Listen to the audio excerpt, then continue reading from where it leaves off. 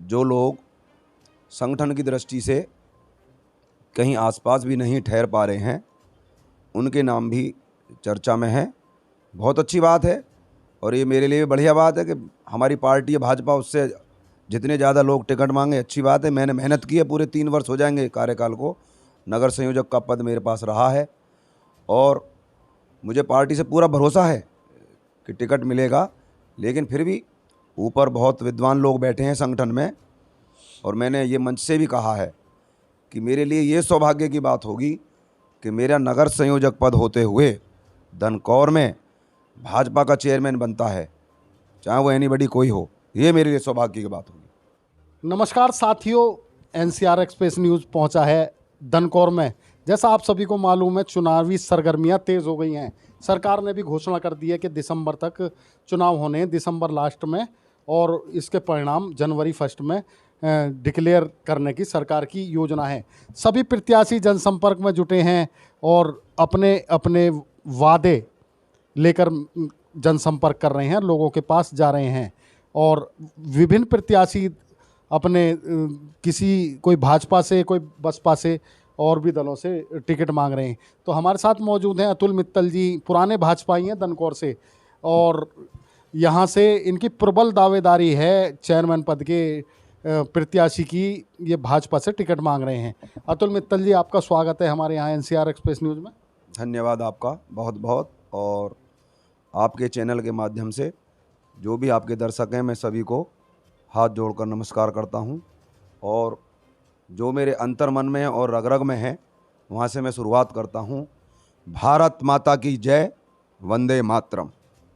अच्छा अतुल मित्तल जी, आप पुराने भाजपाई हैं और कार्यक्रमों में भी नज़र आते हैं, संगठन में भी आपकी भूमिका रही है। मैं खुद काफ़ी समय से पत्रकारिता कर रहा हूँ, आपको कार्यक्रमों में देखता हूँ। तो आप अपना सबसे पहले परिचय दें।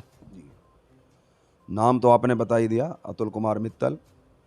क्वालिफ़िकेशन में बीएससी बीएड हूँ और मैं बचपन से आरएसएस से जुड़ा हुआ हूँ, जो कि भाजपा की माँ है। तो आरएसएस को जिन्होंने करीब से जाना है वही उसे जान सकते हैं कि आरएसएस क्या है। आरएसएस का मतलब ही त्याग और समर्पण है। तो अपने जीवन में मैंने उसी बात को जीवंत किया है और उसी ध्येय और प्रेरणा को लेकर पिछली योजना जो गई है उसमें भाजपा में मैंने प्रवेश किया है, जिससे मैं जो सेवा मेरा भाव है उसे और प्रबलतम रूप में कर सकूं। ये मेरा मन है कि हमारे देश और प्रदेश में भाजपा की सरकार चल रही है, तो जो योजनाएं माननीय मुख्यमंत्री जी श्री आदित्यनाथ योगी जी की और माननीय प्रधानमंत्री श्री नरेंद्र मोदी जी की जो योजनाएं हैं, उनको मैं जन जन तक पहुंचा सकूं, ऐसा मेरा भाव है। अच्छा, आप भारतीय जनता पार्टी से टिकट मांग रहे हैं, प्रबल दावेदारी भी है, तो और भी लोग मांग रहे होंगे यहाँ से टिकट। तो आप किस आधार पर आपने दावेदारी की है? भाई, संगठन में मैंने ही नहीं, हमारे पूरे परिवार ने समर्पण भाव से कार्य किया है। और सन 1995 में महिला सीट थी, हमारी माताजी चुनाव लड़ी थी और बहुत कम अंतर से हम वो चुनाव हारे थे। और तभी से हम प्रयासरत हैं कि हम धनकौर नगर के लिए अवश्य एक ना एक दिन ऐसा होगा कि हम वो सेवा समाज को दे पाएंगे। अच्छा अतुल मित्तल जी, अभी हालांकि रिजर्वेशन भी डिक्लेयर नहीं हुआ, अभी प्रत्याशी भी घोषित नहीं हुए, आपने दावेदारी ठोक रखी है यहाँ से धनकौर से चेयरमैन प्रत्याशी के रूप में भाजपा से। तो आप अगर प्रत्याशी बने, अगर वक्त आया, अगर आपको टिकट मिला, तो जनता आपका समर्थन क्यों करे? आप उसका थोड़ा सा कारण बताएं, यानी आपको लोग वोट क्यों दें? बहुत बढ़िया क्वेश्चन पूछा है आपने सैफी साहब, उसके लिए आपको धन्यवाद। भाई, यही तो मैं चाहता हूँ कि ये जनता सब जाने और प्रत्याशी भी जाने कि भी हम चेयरमैनी में उतर तो पड़े, पर जनता क्यों चुने आपको ही। ये क्वेश्चन आपने बहुत अच्छा रखा और इसका जवाब मैं जैसे भी दे सकता हूँ आपको मैं दूँ कि चेयरमैनी का जो पद है वो धनकौर नगर का सर्वोच्च पद है। इस पद पर आसीन होने के बाद में सरकार की ओर से इतनी योजनाएं आती हैं कि यदि हम उन्हें सही और सुचारू रूप से जनता तक पहुंचा दें तो हमें कहीं आगे वोट मांगने की ज़रूरत नहीं पड़ेगी। जैसा कि आपको जानकारी हो, मोदी जी की लगभग 100 योजनाएं चल रही हैं, लेकिन वो जनता तक नहीं पहुंच पा रही हैं। मेरा केवल उद्देश्य यही होगा कि जो हमारी सरकार की योजना है वो यदि मैंने जनता तक सीधे ज़रूरतमंद लोगों तक पहुंचा दी तो भाजपा का डंका ऐसा बजेगा कि और कोई यहाँ पार्टी रहेगी नहीं। और एक भाव जो जनता में कुछ लोगों में है, जैसे आप बुरा ना माने, आप मुस्लिम वर्ग से हैं। सन 2014 में जब माननीय प्रधानमंत्री जी श्री नरेंद्र मोदी जी सत्ता पर बैठ रहे थे तो विपक्षी दलों ने एक हवा बनाने का प्रयास किया था कि अरे मोदी आ जाएगा तो ये हो जाएगा, मुसलमानों को ये हो जाएगा, भ्रांति तरह की अपना वो फैलाई गई। लेकिन आप भी हैं और हम भी हैं, आपका भी भरोसा बड़ा होगा माननीय प्रधानमंत्री जी के उस नेतृत्व में, और हमारा तो है ही, क्योंकि हमें तो पता है संघ क्या है और मोदी जी भी उसी संघ से निकले हुए हैं।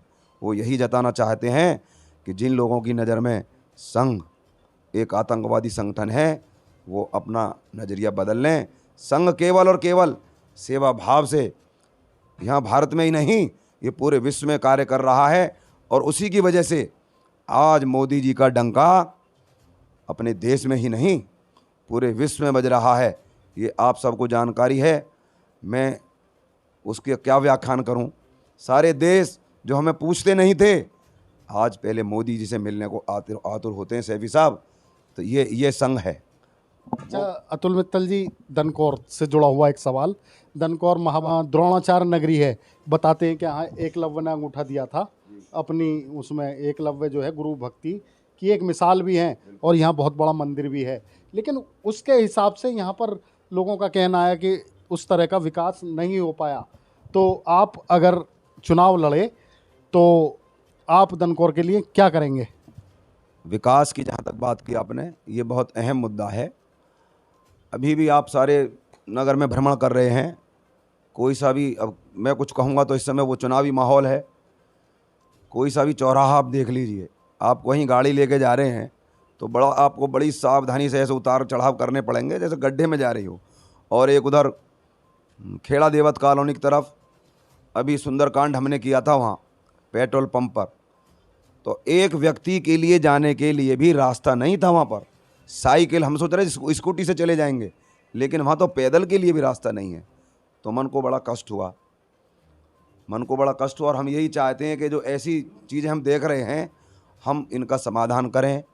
और जो अब तक के चेयरमैन नहीं कर पाए हैं आबादी की दृष्टि से, वो आपकी जानकारी में हो या ना हो, हमारे यहाँ जो आबादी दिखाई गई है ना दनकौर की, वो बहुत पुराने सालों की आबादी दर्ज है। किसी भी चेयरमैन ने प्रयास नहीं किया कि हम यहाँ से लेकर लखनऊ तक जाएं और हम अपना आबादी का जो क्षेत्रफल है उसे हम वहाँ दर्ज कराएं लखनऊ में। वो नहीं है। मेरा ये प्रयास होगा कि सड़क के मामले में बिल्कुल इसको नया, यदि चंडीगढ़ जैसा शहर बताते हैं बहुत अच्छा है, मेरा ये प्रयास होगा।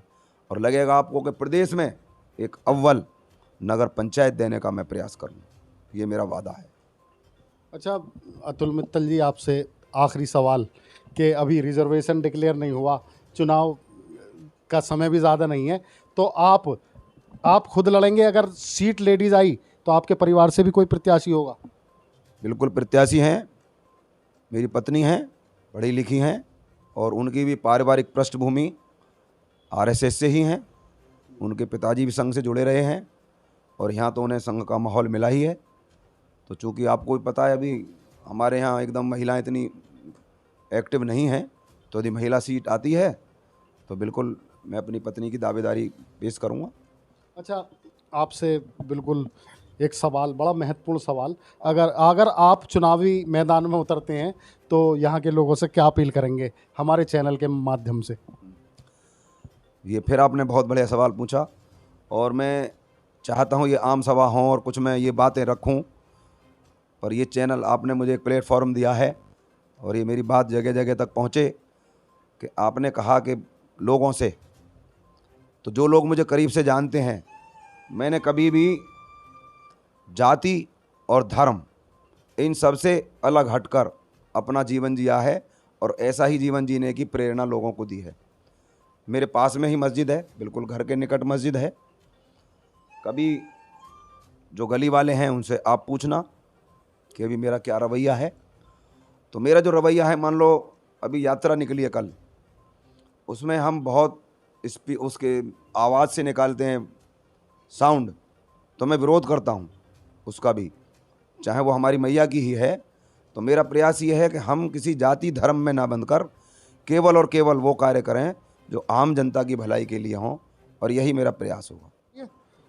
अतुल जी, बड़ा महत्वपूर्ण सवाल है। आजकल चुनावों में धन बलियों का बोलबाला रहता है और आप भारतीय जनता पार्टी में काफ़ी समय से मेहनत कर रहे हैं। कुछ लोग जो अभी हाल ही में भाजपा में शामिल हुए हैं और चर्चा है कि एक बड़ा नाम यहाँ से भाजपा में, वो भी प्रत्याशी के रूप में दावेदारी है उनकी भी। तो आपको उम्मीद है कि पार्टी आपको प्रायोरिटी पर लेगी, क्योंकि धन बलियों का प्रभाव रहा है धनकौर में और धनबल का सहारा लेकर चुनाव लड़ा जाता है। और इस बार भी उम्मीद है कि अभी से ही दिखाई दे रहा है कि चुनाव प्रचार में लोग धनबल का सहारा ले रहे हैं। तो आपको उम्मीद है कि संगठन आपको वरीयता देगा? बहुत बढ़िया सवाल सैफी साहब, ये सबके दिमाग में भी घूम रहा है और कुछ कुछ कभी कभी मेरे दिमाग में भी आता है कि जो लोग संगठन की दृष्टि से कहीं आसपास भी नहीं ठहर पा रहे हैं, उनके नाम भी चर्चा में हैं। बहुत अच्छी बात है, और ये मेरे लिए भी बढ़िया बात है कि हमारी पार्टी है भाजपा, उससे जितने ज़्यादा लोग टिकट मांगे अच्छी बात है। मैंने मेहनत की है, पूरे 3 वर्ष हो जाएंगे कार्यकाल को, नगर संयोजक का पद मेरे पास रहा है और मुझे पार्टी से पूरा भरोसा है कि टिकट मिलेगा। लेकिन फिर भी ऊपर बहुत विद्वान लोग बैठे हैं संगठन में, और मैंने ये मंच से भी कहा है कि मेरे लिए ये सौभाग्य की बात होगी कि मेरा नगर संयोजक पद होते हुए धनकौर में भाजपा का चेयरमैन बनता है, चाहे वो एनीबडी कोई हो। ये मेरे लिए सौभाग्य की बात होगी। अच्छा, गुटबाजी जो चल रही है भाजपा में, उससे जुड़ा हुआ एक सवाल। जो बड़ी गुटबाजी है, गुट बने हुए हैं अलग अलग भारतीय जनता पार्टी में भी, तो उस गुटबाजी के बारे में आप क्या कहेंगे? देखो, आप तो क्वेश्चन ऐसे ला रहे हो ढूंढ ढूंढ के सैफी साहब, जो मेरे मन में भी लगातार रहते हैं, और मेरा मन भी ये करता है कि इन पर मैं कैसे अपने विचार व्यक्त करूं। गुटबाजी, एक तो देखो जहां सत्ता होती है वहां गुटबाजी होना स्वाभाविक है, ये कोई नई बात नहीं है कि जहां गुड़ है वहां चेंटा घूमेंगे ही।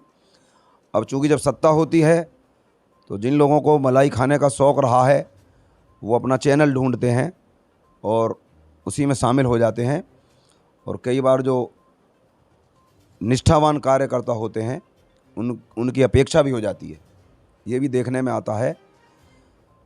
तो मैं तो केवल और केवल संगठन के नाते पार्टी में प्रवेश किया है मैंने, और मेरा प्रयास यही होगा कि हम व्यक्तिवाद से ना जुड़कर हम केवल और केवल संगठन से जुड़ें। मैं सभी कार्यकर्ताओं से बोलता भी आया हूं कि भी व्यक्ति आज है कल नहीं है। उदाहरण देख लें आप, मैं एक दो के नाम ले लूं यदि कोई बुरा ना माने मेरा को इंटरव्यू सुन के, कि अशोक प्रधान जी, बहुत अच्छे संबंध थे हमारे भी, कभी तूती बोलती थी भाजपा में, आज कहीं नाम तो नहीं है सैफी साहब। और भाजपा तब भी थी, आज भी है और कल भी रहेगी। तो मेरा तो कहना यही है, जो संगठन के कार्यकर्ता हैं निष्ठावान, उनसे सबसे ये मैं प्रार्थना करता हूं कि हम व्यक्ति से न जुड़कर संगठन से जुड़ें और संगठन के लिए कार्य करें, और मैं वो कर रहा हूं। आप सब भी वही करें, चाहे हमें एक बार को अकेला चलना पड़े, मजबूती मिलेगी। धन्यवाद। अच्छा, अतुल मित्तल जी का कहना है कि जो गुटबाजी चल रही है उससे कोई लेना देना नहीं, वो भाजपा के हैं, भाजपा के ही रहेंगे। उनका ये भी कहना है कि अगर पार्टी किसी और को भी प्रत्याशी बनाएगी तो उसका भी वह समर्थन करेंगे। धनकौर जो एक ऐतिहासिक नगरी है, द्रोणाचार्य नगरी है, अगर वह जीते तो उसके विकास का पूरा प्रयास करेंगे। उनका ये भी कहना है कि अगर चुनाव में अभी रिजर्वेशन डिक्लेयर नहीं हुआ, अगर सीट लेडीज़ भी आती है तो उनकी पत्नी चुनाव लड़ेंगी। वो पूरी तरह से चुनावी मैदान में हैं और जनसंपर्क में जुटे हैं। उन्होंने यहाँ की स्थानीय समस्याएं भी गिनाई और कहा कि अगर वो जीते तो सरकार के प्रयास से, क्योंकि उनका कहना है कि केंद्र में और राज्य में भाजपा की सरकार है, तो उनकी मदद से ये पूरा विकास करेंगे।